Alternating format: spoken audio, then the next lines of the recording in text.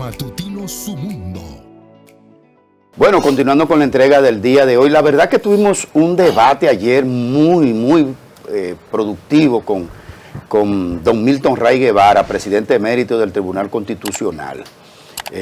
Muchos temas importantes. Y se quedaron. Y repercutió.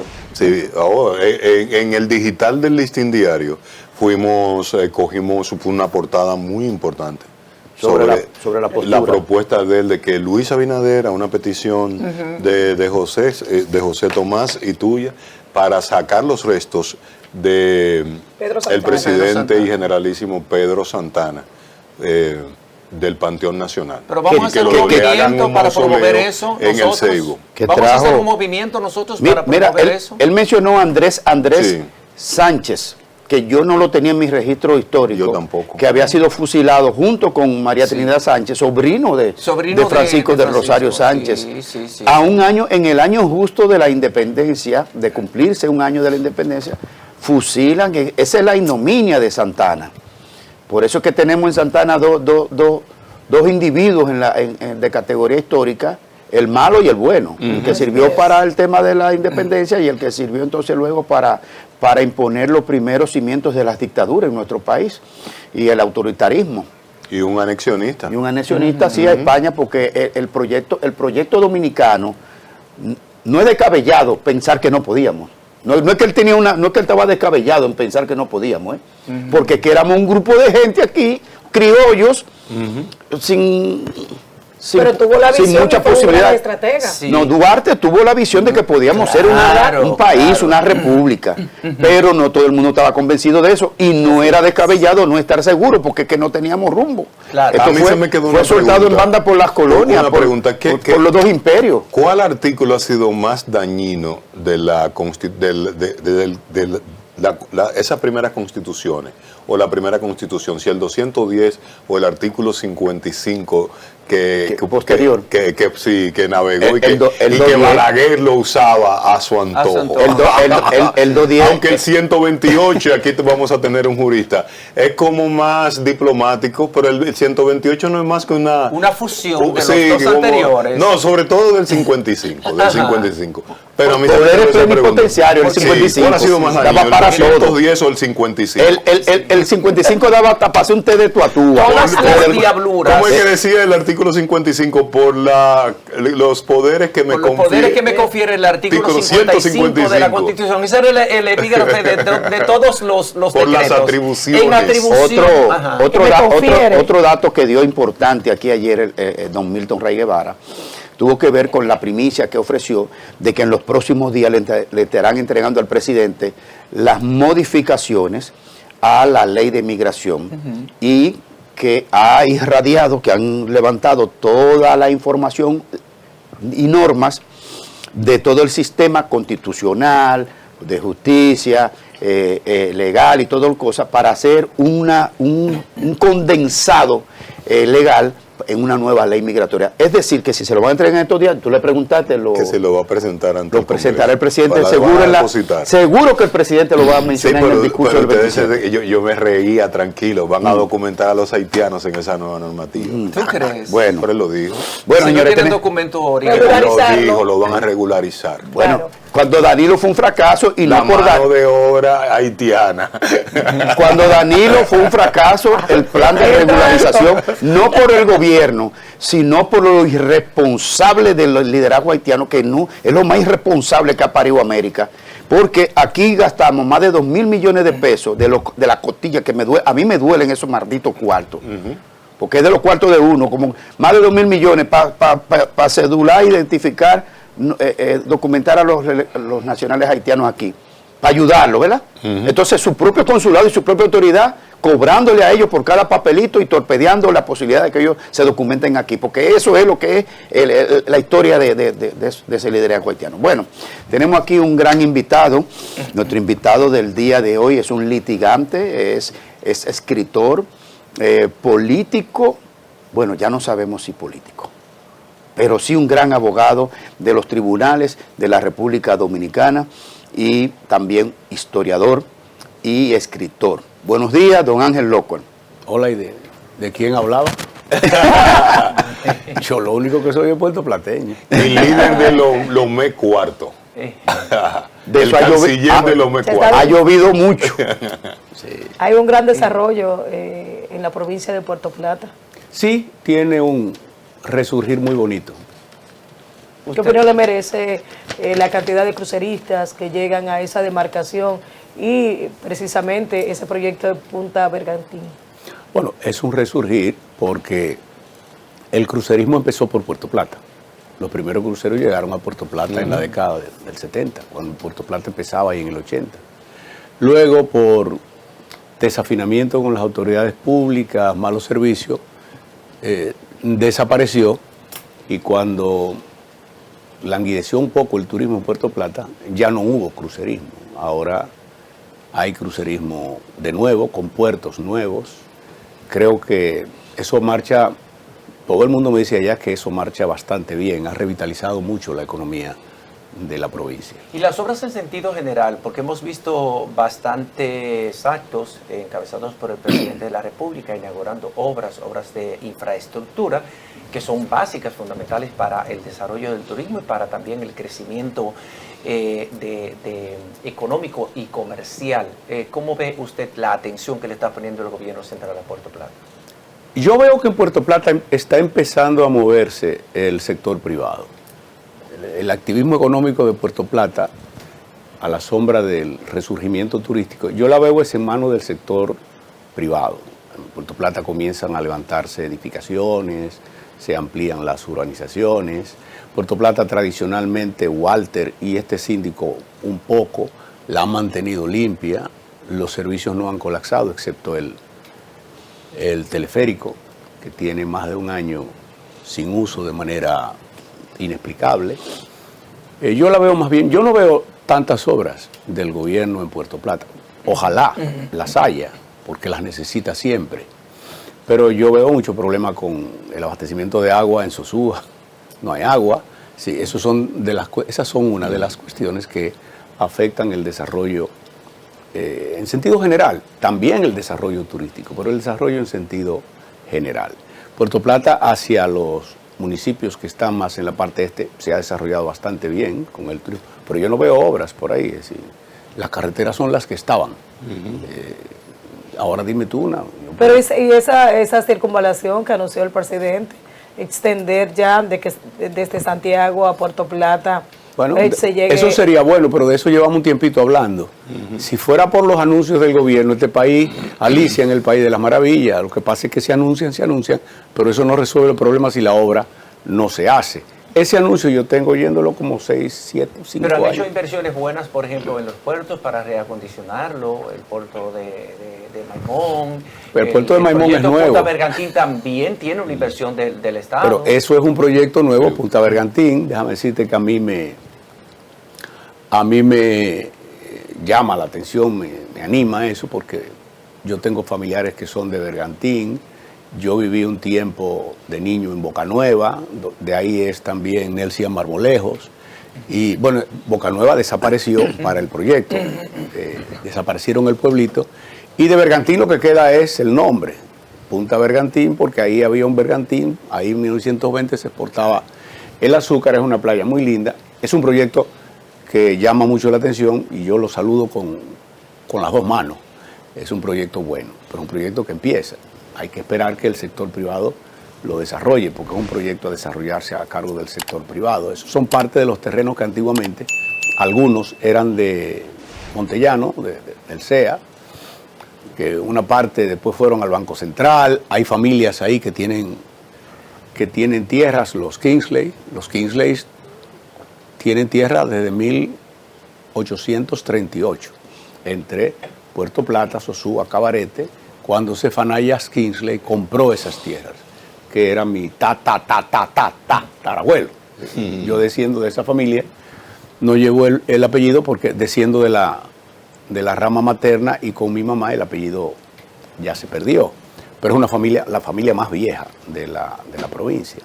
Entonces yo estoy muy contento con lo que voy viendo que se está produciendo en la provincia de Puerto Plata. Antes de pasar a los temas jurídicos y eso, yo no sé cómo la sociedad puertoplateña permitió, y no vi que nada, bueno, lo que pasa es que fue post terremoto y como que protestar y reclamar iba a ser mal visto. Pero en Montellano, la República Dominicana permitió, y los puertoplateños lo permitieron, un campamento de refugiados que se le hizo a los haitianos. Y fue uno del ala que tú vienes, del ala reformista, que organizó eso con fondos de cooperación internacional o de fundaciones humanitarias, qué sé yo. Hicieron en Montellano un barrio para haitianos netamente, de casa, escuela, y todo organizado solo para los haitianos. Y se permitió eso en Puerto Plata, de manera deliberada. Yo te voy a decir cómo hace Luis en todos los temas. ¿Qué? No sabía eso. No sé.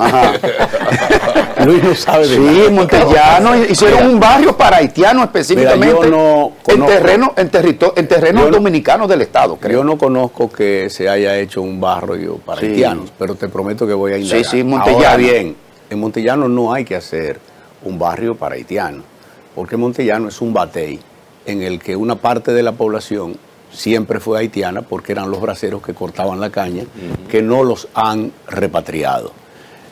A una parte la sacaron de ahí, de Boca Nueva, que era una aldea básicamente de haitianos.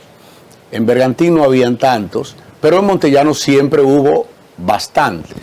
En consecuencia, si los han organizado un poco para que no anden por ahí, tendría yo que ir, y te prometo que lo voy a hacer. La siguiente vez que vaya a Puerto Plata, me llegaré a Montellano para confirmar eso, y te comentaré cuando venga, porque como ya te dije, como en todos los temas dice el presidente, en este tema yo te digo, yo no sabía. Pero eso parece sencillo lo que usted está diciendo, pero es una crítica a Luis Abinader, porque decir que yo no sé de nada, eso es una evasión cuando estamos hablando del presidente de la República. ¿Por qué usted dice eso? Que Luis Abinader dice que no Porque sabe de nada. tú eres periodista, y como periodista eres testigo diario de lo que ocurre en el país, y sobre todo en la semanal, de 10 temas, Luis de 9:30 no sabía nada.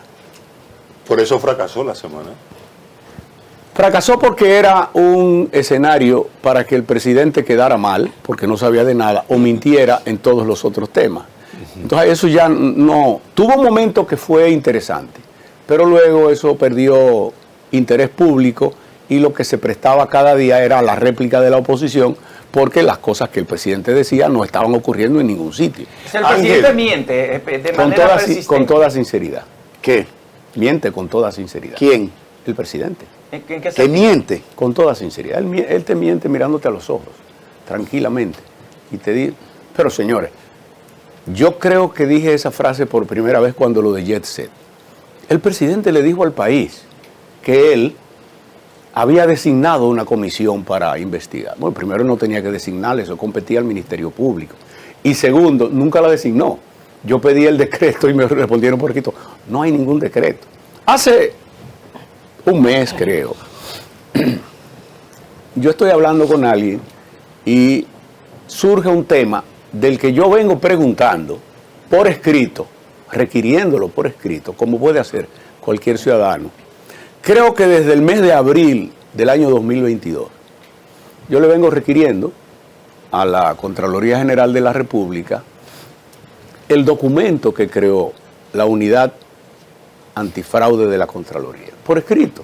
Fui al tribunal, lo pedí por escrito, porque todo órgano en la administración pública surge por una ley y excepcionalmente por un decreto. Lo dice la ley 247-12 en el artículo 71, que es la ley de administración pública. Entonces yo he venido pidiendo ese documento. Deme el documento que creó la unidad que hizo ese trabajo, porque ese documento le da existencia y le da competencia. Así sé si tenía competencia para hacer ese trabajo. Más de 4 años, señores. Bueno, hace un mes y pico estoy hablando con alguien del tema, luego de que un periodista me preguntó, como junio por ahí, en el Palacio de Justicia, y yo dije, es que yo vengo pidiendo este documento desde hace 4 años. Cuando ese documento aparezca, entonces, todo bien, no hay ningún problema, porque el presidente puede crear el órgano.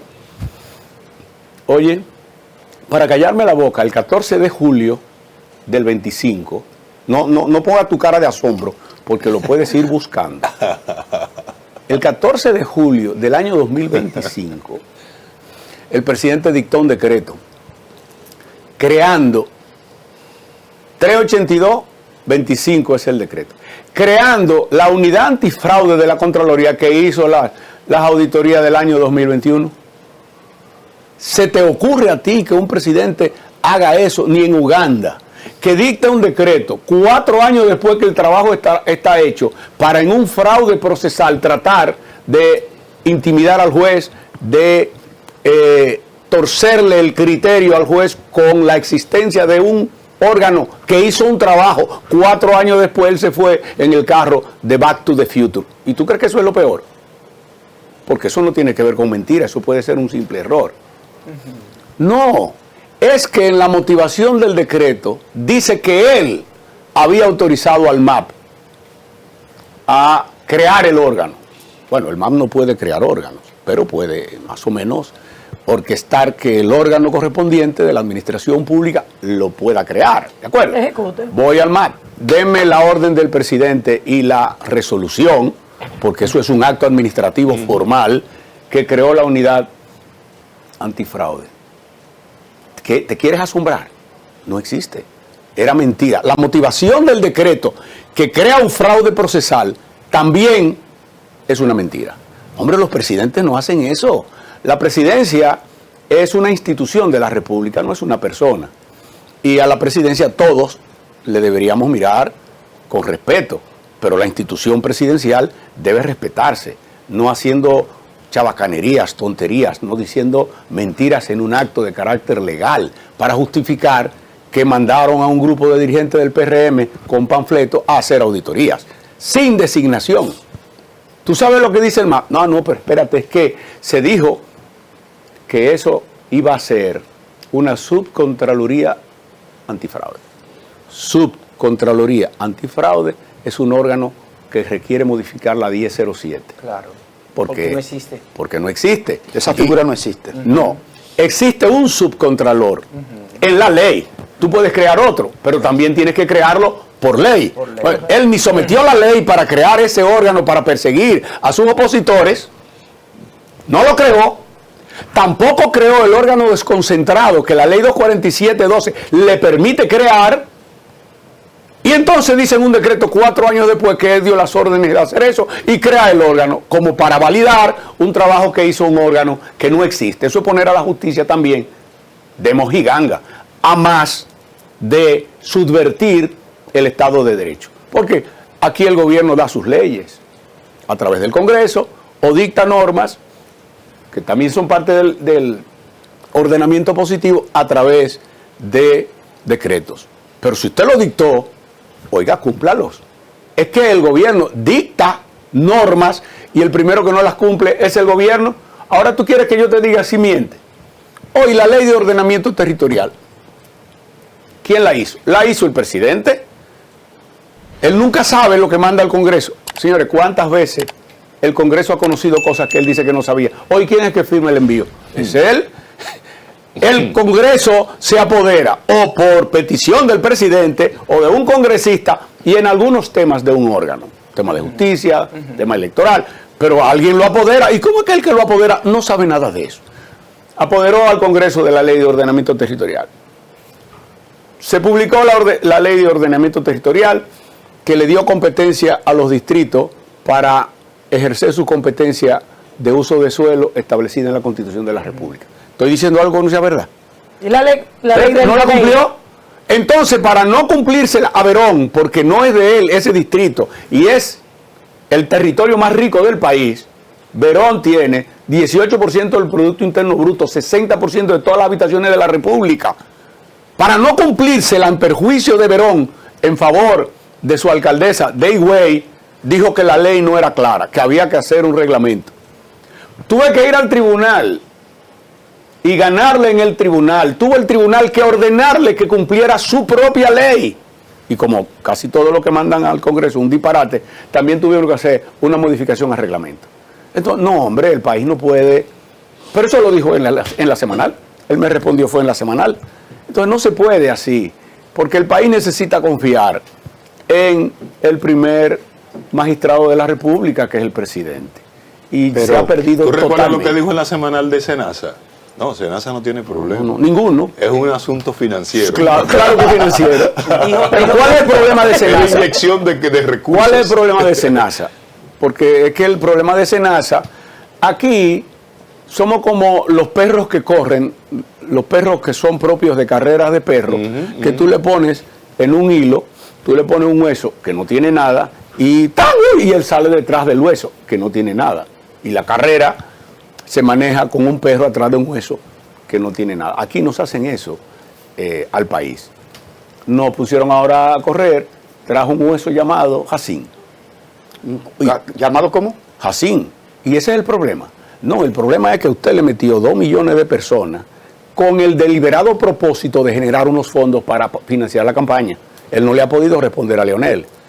Ahora, como esa inyección masiva no podía ser controlada por el poco tiempo, porque hasta para tú botar dinero necesitas tener administración y tiempo, entonces se produjo lo otro. Pero lo otro fue consecuencia de lo primero, porque lo otro no estaba antes. Esa era una entidad que dejaba dinero y que operaba bien. Usted cogió a los pobres de tontos, pretextos tontos, para meter 2 millones de gente que no había condiciones administrativas para hacerlo y se gastaron el dinero de todo el mundo. 2.4 fueron que ingresaron al régimen subsidiado. Entonces usted piensa... No, pero entonces te le dicen, no quieren que los pobres entren. Claro que queremos que los pobres entren, pero no que se quiebre el órgano que le da salud a los pobres, porque los pobres de hoy necesitan la salud y los de mañana también. ¿Tú me entiendes? Entonces usted piensa que el presidente Abinader está comprometido con ese fraude de SENASA. Yo no estoy diciendo que él está comprometido, pero él no le ha respondido al presidente Fernández, que le dijo que con eso financió la campaña. Entonces, entre presidentes que se entiendan. Pero el presidente una Fernández cosa, ha sido Ángel, clarísimo. Eso se hizo para financiar la campaña. Ahora, ¿quién tiene la responsabilidad directa? Bueno, tiene la responsabilidad directa, legal, el que firmó los cheques. Pero el que ordenó los fondos para firmar los cheques, no me diga que no tiene responsabilidad. Bueno, pero tenemos que hacer una pausa, Ángel. Pero quedó claro lo de que era mejor quitar la semanal, ¿verdad? Claro que sí, No, clarísimo. Dijeron que va a volver. Ojalá. No, después de las yo elecciones dije con aquí en otro estos presidente. días que está en estado de levitación. Es un relanzamiento. con Entonces no lo este escucharon. Sí, en el 29 cuando hay otro presidente. Los saldos. Y repite, ¿cuándo va a volver la semanal? Después de las elecciones del 28, un presidente más serio puede ponerla. Yo no creo que eso es malo. Sheinbaum lo hace. Es más, ella lo hace diario. Sheinbaum, Diario. sí. ¿Me comprendes? Sí. Ese no es el tema, si se hace.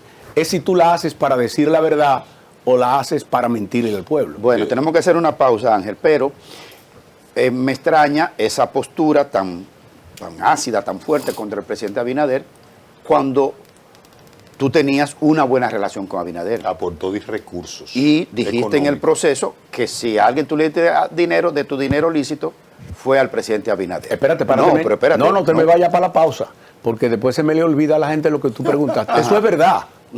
Sí. ¿Qué es verdad? Pero también es verdad que el 13 de agosto, ojalá que los que le hablan paja al presidente le pasen esta información, por si se le ocurre negarla. Ustedes tienen mucho viéndome a mí en la televisión, en la vida pública, Sí. aunque yo estoy medio retirado. Cuando no tenían ni canas. Pero te ustedes veíamos. no han visto nunca a nadie que haya dicho en 40 años que yo he dicho una mentira. Pasen para atrás. Ustedes jamás han oído a alguien que me haya dicho mentiroso o que haya corregido una cosa que Eso yo no haya fue dicho. respondido. Voy a responder. No lo respondió el presidente cuando lo dijiste. El 13 de agosto, el presidente Abinader, electo, me llamó al hostal y me ofreció llevar como abogado el dossier eléctrico en contra del PLD. Y le dije, no, presidente, yo no voy a perseguir a nadie porque eso es malo para el país y va a ser malo para el sector eléctrico. Y ya yo estoy muy viejo para eso y no necesito, pero es que voy a tener que contratar a otro abogado, otra oficina, contrate otra que lo necesite más, pero yo no lo necesito y a ese costo lo necesito menos. Yo solo quiero dos cosas de usted. Dime, Ángel. Yo quiero que usted respete el Estado de Derecho y no endeude al país. Las únicas dos cosas que yo le pedí al presidente las ha incumplido. Ha destruido el Estado de Derecho y ha llenado al país de 83 mil millones de dólares en deuda. Ustedes saben que los reformistas somos enemigos del endeudamiento público. Eso nos lo dejó a todos los que fuimos parte de su vida política nos lo dejó a todos Joaquín Balaguer. Nunca hemos promovido el endeudamiento. Y el Estado de Derecho fue una conquista de todos los políticos antes que Luis. Sí, pero que Balaguer la violaba históricamente. Pero fue una conquista de todos. Sí, pero Balaguer no, fue... Pero punto y coma, saca Balaguer de... No, es que yo no dije que Balaguer era el Estado de Derecho. Yo dije que era la deuda. Yo dije que el Estado de Derecho es una construcción de todos los políticos. Y te voy a corregir, incluido Balaguer. Porque es muy bueno con ese traje tan chulo que tú tienes, venir a un canal de televisión, que ahora hay como 3.000 canales de televisión en el país. Sí, pero este es el mejor. Pero hay como 3.000. Cuando Balaguer no había nada, cuando Balaguer no había república, cuando Balaguer no había ley, cuando Balaguer no había nada, todo lo que hay aquí se creó a partir de las gestiones organizadoras de Balaguer. Que tengan su punto negro y su punto blanco, eso lo acepto. Pero tú no estás gobernando hoy. Luis no está gobernando hoy. No gobernó Danilo hace poco, o Leonel hace un poquito más, o Hipólito, en el país inexistente de Balaguer. Balaguer construyó la República y los otros comenzaron el edificio de la República a terminarlo, pintura, mosaico, y esa es la República que tenemos hoy. Pero esa no es la República que dejó Cristóbal Colón o que creó Duarte. No, no, no. Tú no has andado descalzo, y cuando Balaguer los hombres andaban descalzos. Oye, tú con 75 años te ves como un muchacho, y cuando Balaguer a los 40 era un viejo. No. Ángel, la verdad no se juega, Ángel, yo solo te hice una pregunta. Pero no. Yo no tengo 75 años. Ay, perdón. 73 me vea ya. de 30. 73 ya. No, mira, yo solo le pedí a Luis Esas dos cosas. No te cumplió. y no la sacó. Pero Pero no ha quedado claro, Ángel, de que tenías una buena relación con Luis Abinader, evidentemente, porque te llamó para hoy ni siquiera sé si la tengo buena o no. Si me llama, lo atiendo. Y yo hasta creo que si le escribo me responde. De manera que yo no estoy hablando de Es que no relaciones quedó claro. personales, yo estoy hablando de hechos. ¿Cuántos fondos tú aportaste? 15 millones. Los fondos que yo aporté a la campaña. no es a mí a quien tú se lo tienes que preguntar, es a él. Los fondos que yo aporté no es a mí a quien tú me tienes que pedir la prueba, sino ver si él lo depositó en la Junta Central Electoral en el reporte. Porque aportar fondos a una campaña es lícito. Por lo tanto, Si los fondos son lícitos. Los que no son lícitos son los del narco. Sí. Pero los fondos que tú Pero sacas se lo y haces un entregaste cheque y lo entregas. a él personalmente. Sí, pero hoy eso no es interesante. Sí, para Ahí. que no creas que te estoy evadiendo. Pero Sí. eso no es interesante para el tema de hoy. pero sí es interesante, porque usted lo dijo aquella vez, sí es interesante saber y cuánto lo te he vuelto aportó, a decir. cuánto te aportó a esta Pregúntale campaña. al presidente en la siguiente semana. ¿Y por Ok. qué se dañó esa relación entre usted y yo te he Abinader? dicho que se ha dañado. No. ¿Pero está distanciado? No, lo que Es pasa que, lo que pasa es que Abinader no lo llama. no, Cuando si lo no llame, tiene, le va a tomar si la no llamada. tiene ninguna cosa por la que llamarme. Pero si tuviera una cosa que preguntarme, sí, señor presidente, porque así debe ser la relación. El en los jefe países. de nosotros, Greg, me pidió una pausa, pero él quería atacar. Él pidió una pausa, pero no quería la No pausa. quería escucharla. Entonces te iban a contratar para cajetear a Punta Catalina y a Danilo Medina, pero se le peló el billete porque esa planta está dejando beneficio. Ya se pagó. 250 yo siempre millones de creí que dólares. atacar Punta Catalina era un error, porque Punta Catalina era el seguro y luego se ha convertido en el salvamento del sistema. Lo único malo de Punta Catalina es, ¿Qué? para que tú veas, lo único malo de Punta Catalina es que perdieron 2 años atacándola en vez de usar esos 2 años para hacer la otra Punta Catalina que falta. No tendríamos problemas. Yo se lo si dije hubieran hecho a eso. Toñito Almonte. Ay, Dios mío. Ese fue otro error, Qué poner a yaguazo. Toñito de ministro ahí. Eso es una locura. Vamos a la pausa. Ahora sí, Ángel.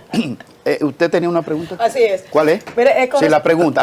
Mira, repíteme el café porque Sí. se enfrió. Sí, Sí, yo la creo que pregunta. ponen a hablar y el no, café se me enfría. directa. Si el tribunal, ¿usted cree que el Tribunal Constitucional debería tener mayor participación con respecto a la protección de los derechos a la salud y de igual manera al acceso de medicamentos?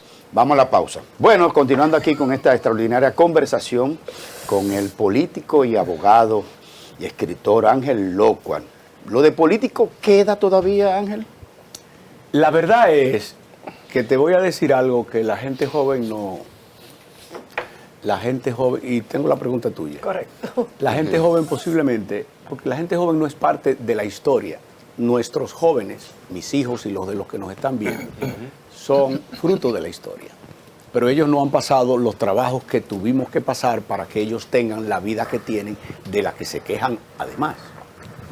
Entonces, en ese proceso, yo practiqué la política en el Partido Reformista, porque aquí la verdad es la que ustedes dicen, que a veces es la verdad, pero a veces no tiene nada que ver con la verdad. Yo nunca me he puesto una gorra de otro partido. Yo solamente he usado el color rojo del Partido Reformista. En el 2007, yo vi que el proyecto del partido no iba para ningún lado porque el proyecto era el proyecto de negociar en cada elección que tenían algunos. Entonces yo decidí renunciar y me fui de la vida política. Y nunca, apoyé a Leonel en el 6, 7 y 8, pero nunca fui a una actividad del entonces PLD. Y le prometí a mi familia que no me volvía a meter en política, porque es que la familia de los políticos sufre demasiado. Y lo que dicen, los memes, los spots, cada cosa más descarnada y vulgar es la que obtiene mayor cantidad de likes. Y el político es la primera materia prima del chismoso. Luego viene lo de la farándula, a veces cogen a la iglesia, pero esa es la materia prima del chismoso. El que no tiene, oye, el que no tiene razón te llama ladrón, aunque tú no hayas cogido un peso. El que no tiene razón, lo primero que te dice es ladrón, punto. Yo dejé la política y no participé en actividades políticas. Yo no hice una sola actividad política para Luis. Yo no llamé un reformista para Luis. Yo escribí, hablé e hice los aportes que las circunstancias en ese momento me permitían hacer. ¿Existe el Partido Reformista? Porque hay quienes dicen que se extinguió. Vamos para ahorita, para terminar la pregunta. Entonces, yo dejé la actividad política. Pero sí nos enseñó Balaguer una cosa. ¿Por qué yo apoyé a Luis? Porque ustedes me han preguntado después que él ganó, pero no me han preguntado por qué yo lo apoyé. Lo dicen mis cheques. ¿Sabe cuál es el concepto de los cheques que yo le di? Aporte a la democracia. Yo creí que la democracia estaba en peligro en ese momento en manos del PLD, porque llevaba 16 años. Se había dividido el PRD y había desaparecido como fuerza electoral el Partido Reformista. Entonces, el PLD con un periodo más se consolidaba como una dictadura. Y yo creí que la democracia estaba en peligro y por eso apoyé a Luis. Pero no fui nunca a una sola actividad política de Luis. Proselitista, quiero decir. Nadie me vio en una caravana ni nada de eso. Ahora yo le dije a mi mujer, porque ahora fue mi mujer que me dijo que participara en política, después de las vagabunderías que me hicieron. Oye, te lo voy a decir otra vez. Ahora fue mi mujer que me dijo, ponte la ropa. Entra. Y había una camisa mía que tiene que tener, yo no sé cómo me sirve. ¿Cómo te sirve a ti la ropa a los 75 años? Con un... Mira, me sirvió la camisa y con esa camisa fui a la primera actividad política a la que había ido 24 menos 7, 15, 17 años. 17. La primera actividad política que fui fue a la Fuerza del Pueblo y fui con mi camisa roja. No fui con camisa verde porque la Fuerza del Pueblo hoy es un partido en crecimiento, de moda, pero yo sigo pensando emocional, sentimentalmente, que soy reformista. ¿Y por qué fui? Porque vi el escándalo de la deuda, porque vi el deterioro en el Estado de Derecho y siento que ahora no es la democracia la que está en peligro. Siento que quien está en peligro es el país, que hay que enderezar el país, que el país no puede seguir endeudándose a locas como va, que el país no puede seguir deteriorando los servicios públicos, que no se pueden seguir haciendo modificaciones a estructuras legales que están garantizando un servicio que se está dando bien, que si ya el pasaporte funcionaba, no podemos volver para atrás.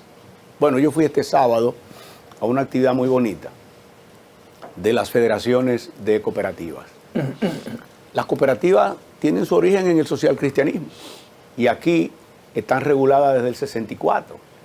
Esas cooperativas, que son los bancos de primer piso de la gente pobre, de los barrios y de los campos, tienen 2.5 millones de afiliados y manejan 350.000 millones de pesos. Ahora el gobierno le quiere poner un impuesto y pasarla a la superintendencia de bancos. Sí. Entonces fui ahí ¿Por qué? Porque ese sector está siendo amenazado.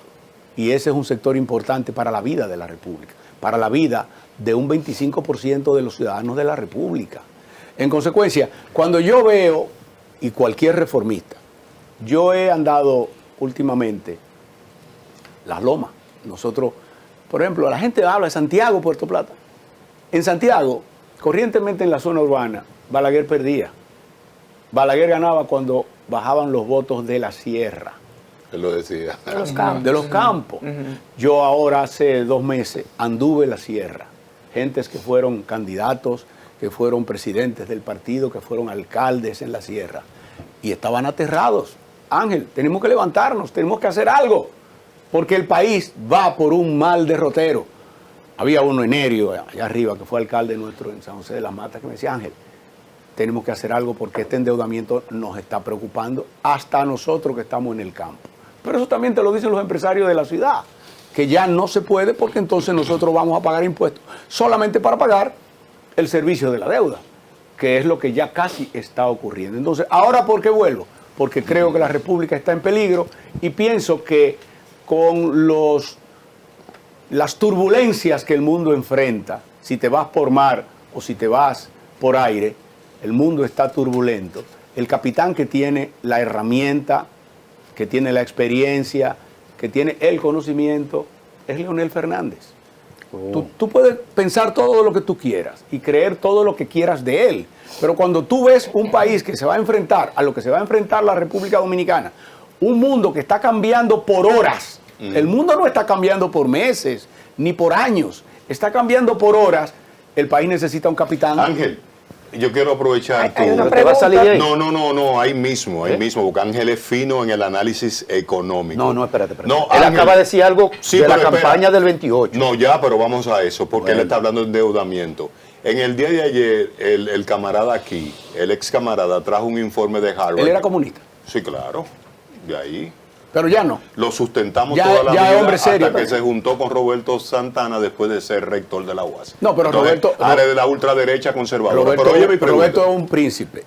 Y en el comunismo no hay príncipe. Sí, este es Roberto un es príncipe poesía, también. guitarra, su Y vino. buena bohemia. Y entonces hablamos de lo que tú quieras, porque es un individuo muy preparado. Mi pregunta. Hay una un pregunta todavía que laboratorio- no ha Sí, sí, contestado. no, no se va a quedar, no se va a laboratorio de quedar. Harvard que él trajo aquí. No, que traje yo no, que lo publicó Diario Libre. Diario Libre lo un publicó, informe de imagínate, Harvard. Aníbal de Castro, mi ex jefe de Economics, de los servicios de inteligencia ingleses. Entonces, han puesto a circular que la economía dominicana hasta el 32, oye la proyección que han hecho. Hasta el 36. Hasta el 36, que es el tiempo que el PRM va a durar en el poder, según los números del PRM, va a crecer su Producto Interno Bruto 3.89% durante 8 años. Pues esa gente dijo que este año que pasó íbamos a crecer 5 y crecimos 1,8. Se ha publicado que 2,1, pero en realidad vamos a dejarle 2,1. Es el crecimiento más bajo en tiempos normales. Cuando se habla del crecimiento de la economía dominicana, vuelvo a la historia, porque la gente le dicen porcentajes y la gente no sabe lo que es. La gente tiene que saber que el Producto Interno Bruto lo que hace es que recoge todas las variables productivas de un país en un año. Y a medida que va creciendo el país mejora si ese crecimiento se va sustentando cada año, porque ahí es donde se financia la infraestructura, la educación, etc. De ahí es de donde proviene el bienestar de los dominicanos. Que se distribuya bien o mal, eso es otra cosa. Pero ¿quién fue el que empezó a enderezar la economía para que creyera 5,5? ¿Balaguer? La reforma del 92. No, del 66. Balaguer llegó a llevar el país al 13%. Y lo llevó a esos niveles. Pero el gran despegue fue en esa reforma. Mientras, oye, te voy a ir a la reforma. Balaguer logró esos crecimientos mientras, sin que se diera cuenta la gente, transformaba la economía dominicana. La economía dominicana era una economía de café, cacao y azúcar. ¿Quién creó, a través de la banca de desarrollo, quién creó las industrias? Balaguer. ¿Quién creó la construcción a través de los bancos hipotecarios de la... Balaguer. ¿Quién diversificó el comercio a través de la banca comercial? Balaguer. ¿Quién creó el turismo? Balaguer. Entonces Balaguer fue llevando por los rieles económicos el país a 5,5 en promedio. Luego vino Salvador y hubo un bajón. Volvió Balaguer en el 90 y hubo una crisis por la guerra del Golfo y hubo un bajón. Pero al año siguiente con el código, pero oigan el código, ustedes quieren saber por qué yo digo que un país tiene que confiar en su presidente, que los presidentes no son para estar hablando papanata cada rato. El código tributario es una ley orgánica. Pero se le ha olvidado a la gente que todo el mundo estuvo de acuerdo mientras se discutía el código que Balaguer lo dispusiera por decreto. Tú que eres viejo también, ¿se te olvidó? Y todo el mundo lo aceptó. ¿Por qué? Porque venía de un presidente creíble. Y ahí, de ahí al 94, la economía volvió a saltar. 94 posiblemente es el año premium de Balaguer en los 10 años. Y cuando Leonel vino, bueno, Balaguer se lo dejó claro. Le dejo un avión en la pista, listo para despegar. Leonel despegó. Bueno, y despegó bien. Pero hay un detalle, Ángel. Pero un espérate, detalle. y despegó sin endeudar. Tú sabes que Leonel no aumentó la deuda, la bajó 100 millones, 96, 2000. Sí. Luego, Hipólito tuvo 2 años buenos y saltó al vacío en el 2003 por la mala aplicación de la solución del caso Van Inter. No es por el caso Van Inter, sino porque aplicó mal la solución que le plantearon. Bueno, volvió Leonel, volvimos a crecer. Pero volvimos a crecer a pesar de la crisis inmobiliaria que sacudió al mundo en el 2008. A ustedes se les olvida que Leonel pagó el petróleo en julio del 2008 a $147 el barril. ¿Cómo que está ahora? Un poquito está más caro. Entonces, según ¿cómo está la economía realmente en República Dominicana? La economía no está buena. No está como la de Haití, pero no está buena. No está como la de Cuba, pero no está buena. Entonces, ¿qué tiene la economía ahora que hacer?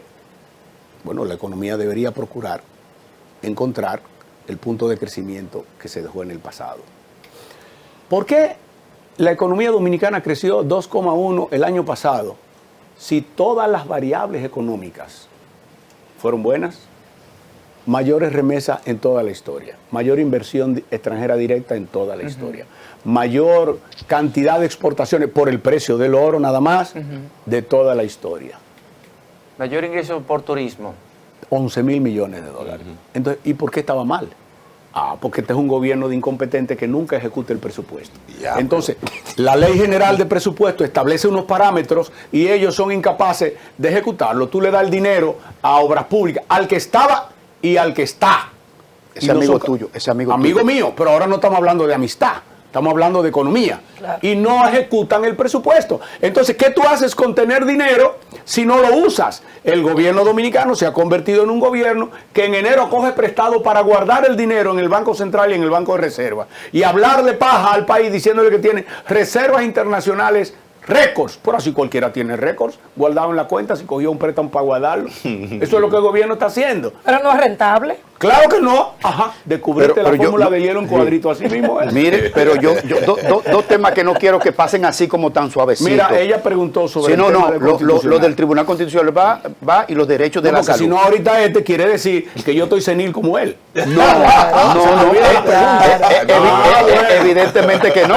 Pero hay dos temas que yo no quiero que pase así como tan suave. Porque yo, al igual que tú, creo, Ángel, que las cooperativas tienen que ser cuidadas, respaldadas por el Estado y no solo golpeadas, impulsadas.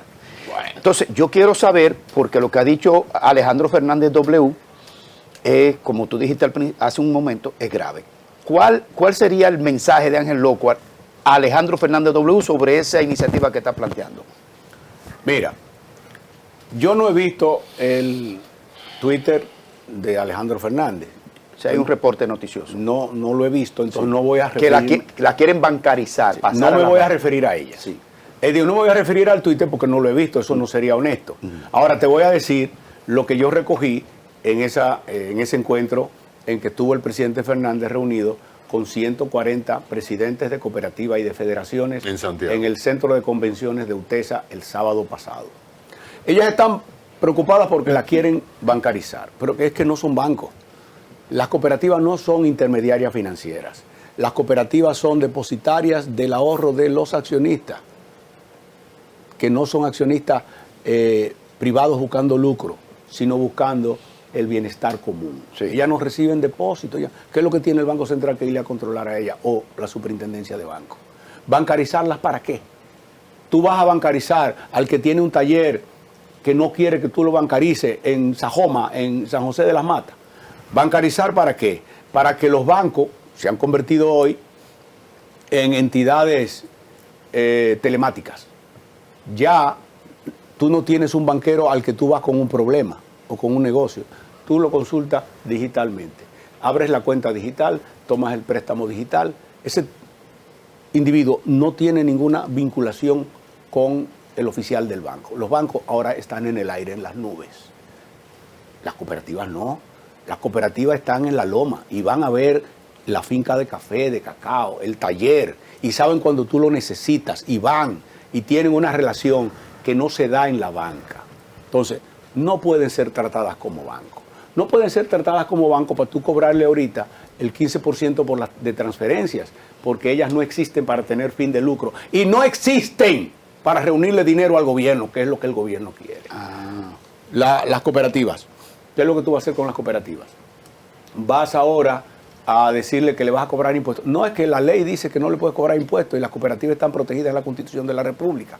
Vas tú, Superintendencia de Banco y Banco Central, a dictar normas. No, pero que tú tienes para eso que modificar la ley 18302, que es una ley, la ley monetaria, que se modifica con 3/4 partes. El gobierno quiere darle un golpe de efecto brutal, arbitrario a las cooperativas. Y todo el mundo tiene que salir a defender a las cooperativas, sobre todo los 2,5 millones de afiliados de las cooperativas. Bancarizarlas, bancariza al sector bancario. Ahora, ¿por qué las cooperativas tienen un menor rigor de controles, de supervisión? Caray, porque no le dan dinero al IDECOP. El IDECOP no tiene ni con qué pagar la nómina de inspectores que vayan. Mientras los inspectores del Banco Central y de la superintendencia son príncipes bien pagados de por vida, que ganan sueldazo, los de IDECOP no.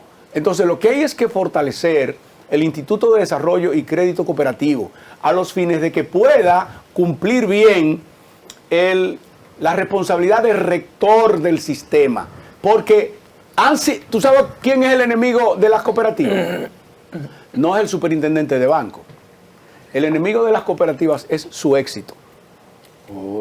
Al ser exitosa, ahora el gobierno la quiere agarrar para comenzar a cobrar a través de las cooperativas impuestos como está cobrando a través de los servicios bancarios, que lo que debería el superintendente de banco es preocuparse de que los bancos cumplan con el respeto a los derechos fundamentales, que no está haciéndolo. Fíjate lo que tuvo que hacer en la sentencia 252 hace 15 días el Tribunal Constitucional del que tú hablabas. Es decir, no, es que es una arbitrariedad. Aquí cualquiera va a través de la superintendencia y te pone una oposición. Y saliste del sistema. Oh, saliste del sistema. No, dejaste de existir. Es una muerte civil. Tú no puedes tener crédito. Tú no puedes tener cuentas. Con tu dinero tú no puedes tener cuentas. ¿Y quién le ha dicho al superintendente? ¿Y quién coño le ha dicho a los banqueros que ese poder público delegado de manejar el ahorro es para que yo haga lo que le dé la gana? Tú con tu dinero no puedes ir a abrir una cuenta con tu dinero porque te la abren si le da la gana. Mira, si estuviera vivo Alejandro Grullón, bueno, muerto yo creo que los huesos de don Alejandro Grullón deben estar revolviéndose en la tumba. ¿Por qué? Porque los dominicanos no podían abrir cuenta en los bancos a principios de la década del 60. Para que te abrieran una cuenta en Escocia o cualquiera de los bancos de la época, tú tenías que llevar la acta de nacimiento de tu tatarabuela. El que enseñó a la República, y ha perdido ese rol, el que enseñó a la República, a los ciudadanos, a tener cuentas corrientes fue el Banco Popular. Que con una libretica que se abría de 5 pesos, yo trabajaba en el Banco Popular, promoviendo los monumentos patrios, una libretica color que se abría con 5 pesos, enseñó a los dominicanos a tener cuentas. Y hoy los dominicanos tienen cuentas de banco, de ahorro, de corriente, de tarjetas de crédito, de débito. Y la superintendencia no vigila que ese es un derecho fundamental del ciudadano y se ha convertido en cómplice de los bancos, negándole la apertura de cuentas a muchísimos ciudadanos dominicanos. Pero ahí en esa tesitura hay muchos funcionarios que tienen cuentas con dinero que ni siquiera pueden justificar. Pero eso es otra cosa, porque para eso están los departamentos de vigilancia. Pero otra cosa es que te nieguen el derecho a tú ejercer el derecho fundamental a los servicios financieros, porque el que no tiene cuenta hoy no puede pagar impuestos, no puede pagar seguridad social, no puede facturar, porque tú si eres profesional, abogado, contador, y tiene que dar una factura, tiene que dar un número fiscal y tiene que ser con una cuenta. Entonces, los bancos no tienen derecho a negarle la cuenta a nadie. Y si se la niegan, tienen que dar el motivo por el que se la niegan. Desde luego, para esta gente humilde del campo y de los barrios que no van a manejar el derecho ni van a entablar un pleito con un banco, ¿qué les resulta democráticamente más efectivo? ¿Afiliarse a una cooperativa? Ay, ahora que los pobres se han afiliado en cooperativa, el gobierno los va a joder. Pero por Dios, es que el gobierno destruye todo lo que está funcionando bien. Todo lo que está funcionando bien, el gobierno lo jode. Evidentemente, obviamente que estás respaldando la decisión del Constitucional, del Tribunal Constitucional, en esa sentencia. No, yo no estoy respaldando, yo le estoy diciendo que terminen. ¿Que termine cómo? El Tribunal Constitucional empezó muy bien. Lo que hizo es correcto. Pero eso es el 1% de los problemas. Los problemas mayores es que los bancos, con la connivencia de la superintendencia de bancos, le están negando los servicios financieros a un segmento grandísimo de la población al que no le abren una cuenta corriente, porque un banco tiene derecho a no darte un préstamo, porque un préstamo o una tarjeta de crédito son un instrumento de riesgo. El banco te va a dar el dinero y si pierde el dinero porque el préstamo es malo, eso afecta a su capital. El banco no puede ser obligado a correr riesgo. Pero eso es diferente a cuando tú vas a abrir una cuenta de ahorro o una cuenta corriente. El banco no tiene derecho a negarla. Porque el banco ha recibido una delegación del Estado para manejar los ahorros. Pero esos ahorros no son del banco.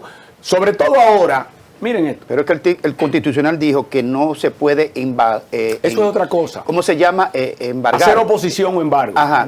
Pero eso está bien. Sí está bien que lo haga, porque para tú hacer una oposición o un embargo, tú tienes que tener una orden judicial.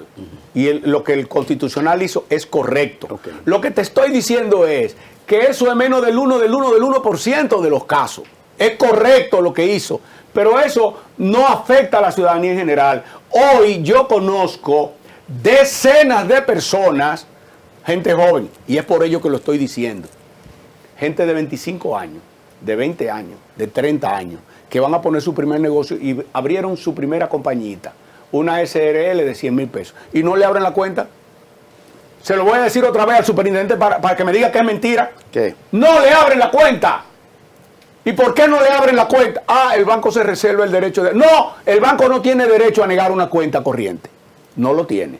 Ni a negar una cuenta de ahorro. A ninguna sociedad nueva, ni a ningún ciudadano. Pero yo la abrí mi publicitaria con 100,000 pesos. Bueno, pero te la abrieron a ti quizás porque te conocí el banquero, te analizaron y tal, pero supongo que va a tu Digo, hijo. hace varios años de eso. Wow, bueno, pero es ahora.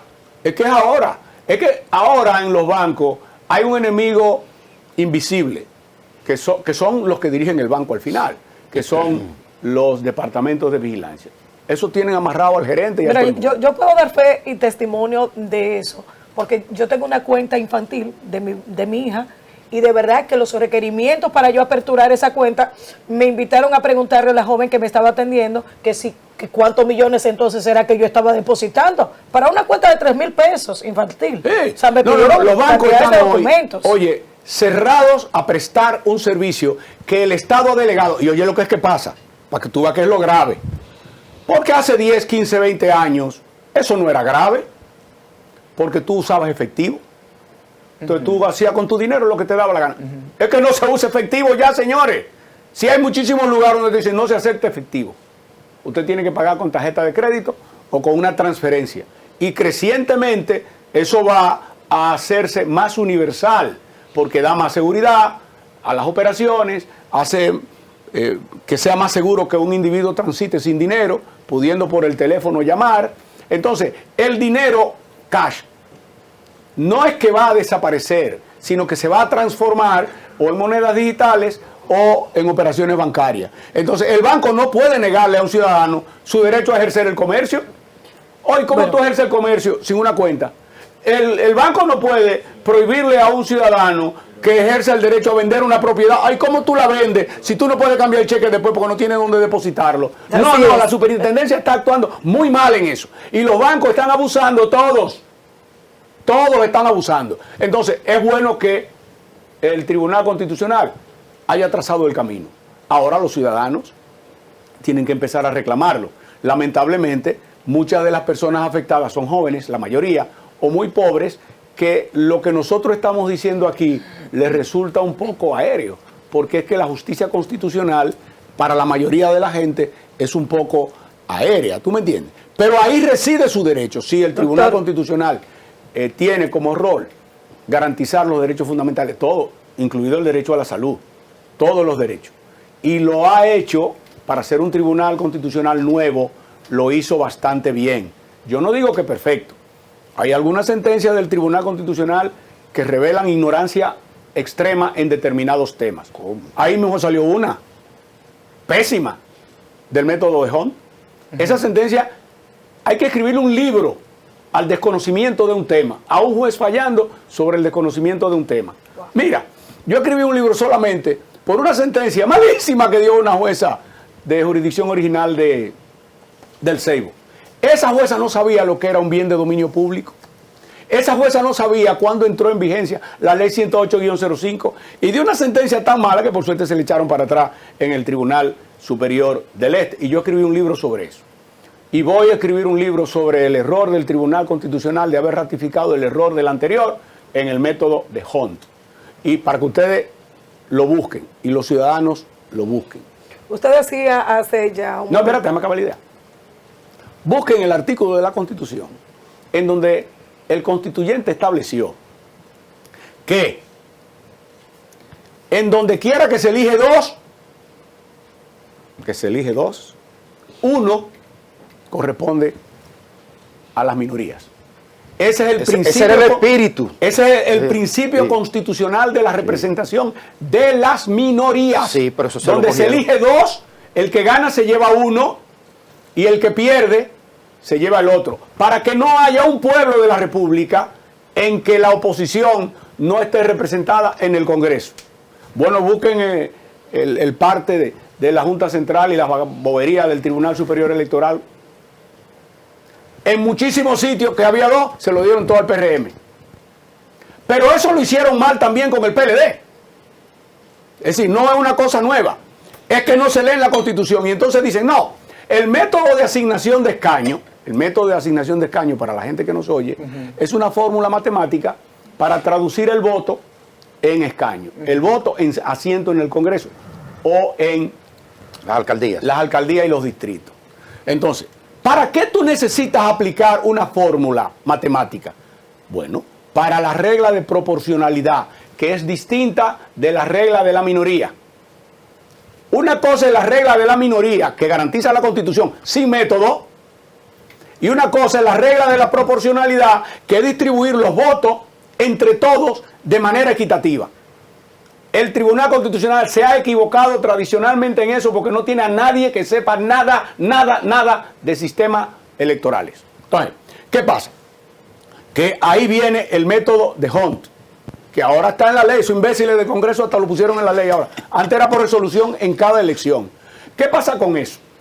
Que un matemático belga que ante los problemas de dispersión que ustedes lo ven hoy en todos los gobiernos europeos, decidió, no, hay que forzar mayorías para que el Parlamento no tumbe el gobierno cada 3 meses.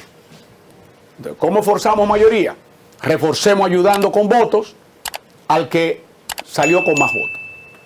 Y ahí es que Hunt, que era un matemático, crea el método de Hunt, que lo que hace es que divide y saca un cociente de los votos de mayoría. Eso no se hizo para distribución proporcional, que es lo que dice la Constitución Dominicana. Eso se hizo para crear en el Congreso una base de mayoría, porque ese Congreso es el que pone al primer ministro, totalmente diferente a lo que pasa aquí, donde el gobierno lo elige de manera directa el pueblo y al Congreso también. Más aún aquí que los ciudadanos eligen al presidente, al jefe del Estado y al jefe del gobierno, que es uno solo, el presidente de la República. En Europa el jefe del Estado uno y el jefe del gobierno otro. Es el primer ministro, el jefe del Exacto. gobierno. Entonces aquí eso no tiene ninguna aplicación. Solo la burrada y la ignorancia de gente aquí que está en posiciones de poder mantiene una locura como esa que no acepta ningún razonamiento. Entonces, ¿qué pasa? Que con ese método Miren lo que pasa con ese método, si es injusto. Un partido que saca una cantidad de votos puede elegir a un diputado con 500 votos y perder uno que sacó 2.500. Sí. Es una locura, señor. Yo lo viví Eso es yo una burla personalmente. Sí. a la gente. Eso es una burla a la gente. Están burlándose del elector. Yo lo padecí, personalmente yo lo padecí en un proceso entonces no te electoral. digo nada más. Mire, don Ahora, el Ángel. Tribunal Constitucional Sí. empezó que siga, pero que hagan un curso de sistemas electorales, que Sí. ahí hay magistrados muy buenos en derecho penal, en derecho civil, en derecho administrativo, pero ninguno sabe nada de sistemas electorales. El ¿Y qué caso hacer con el Calamar, método el de caso Hunt? Calamar, Ángel. El método de Hunt hay que eliminarlo. Hay que consignar en la ley el método proporcional de resto mayor. ¿Qué es lo que hace el método de resto mayor? Que dice, aquí hay 100 votos y hay 5 diputados.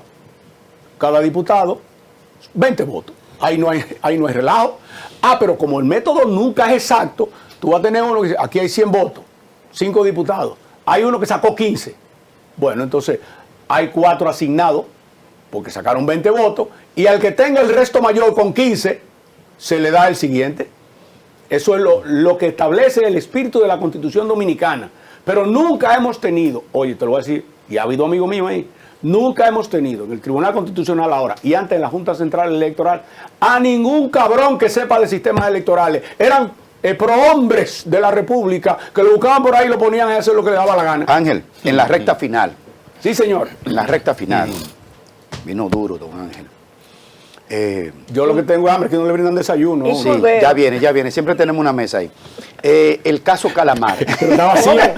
Una mesa con café, yo tengo un café ahí. Ya, no me vayas, porque esto está mal aquí, esto está mal. El caso Calamar, Ángel, en el que tú estás involucrado, aquí tuvo recientemente el abogado Martínez Hopperman y criticó los acuerdos del Ministerio Público, las negociaciones de acuerdo ¿cómo se llama el proceso?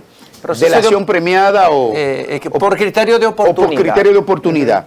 Estás en el caso Calamar. ¿En qué momento está ese caso respecto a ti?